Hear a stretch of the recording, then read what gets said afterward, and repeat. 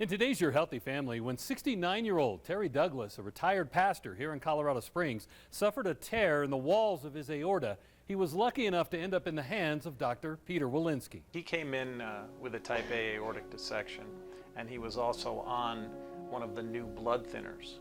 So not only was it a very complicated operation, but he was on this powerful blood thinner for which there's no reversal.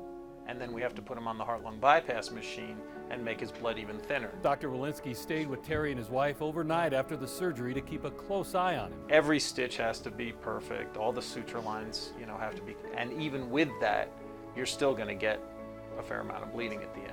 I feel I'm the best person to take care of him because I've been in there and I know what's happened. A year later, Terry says he values every day a little more than he used to, and the experience he's had has been nothing short of miraculous. The doctor at rehab that I went to from here, she said, "You're the third dissection I've seen in 25 years, and you're the only one that could talk back to me." And I live every day as though it could be my last day, because even though I've come a long ways, there's no guarantees. He's had some ups and downs, but the fact that he's sitting here today and looking terrific and walked in here from the parking lot is just, it's tremendously gratifying. It makes it worth it.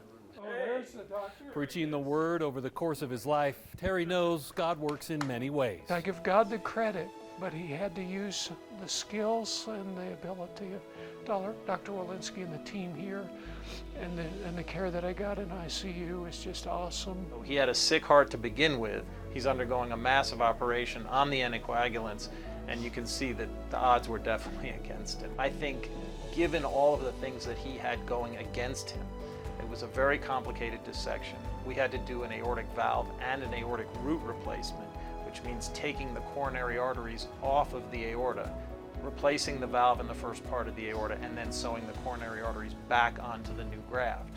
Plus, we had to replace half of his aortic arch, which is where the blood vessels to the head come off.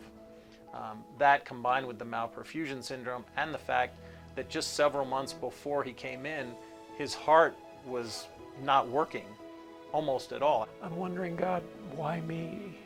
And the easy answer is, well, there's something yet to do, but I don't know what that is. And so when I get it done, it'll be okay. It makes every day look different. Last Sunday, a week ago yesterday, I hadn't printed off my sermon, and I printed off in WordPerfect in a little booklet, and our paper was angled so the paper didn't want to feed through the printer. And I got up that morning and there wasn't any cereal and there wasn't any milk, and it was just a series of things. Well, and I actually started down to the church and left something at home that I had to turn around and go back for.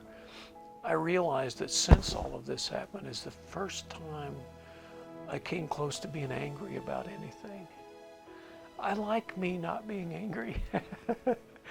For Your Healthy Family, I'm Ira Cronin. For more health stories, head to yourhealthyfamily.com.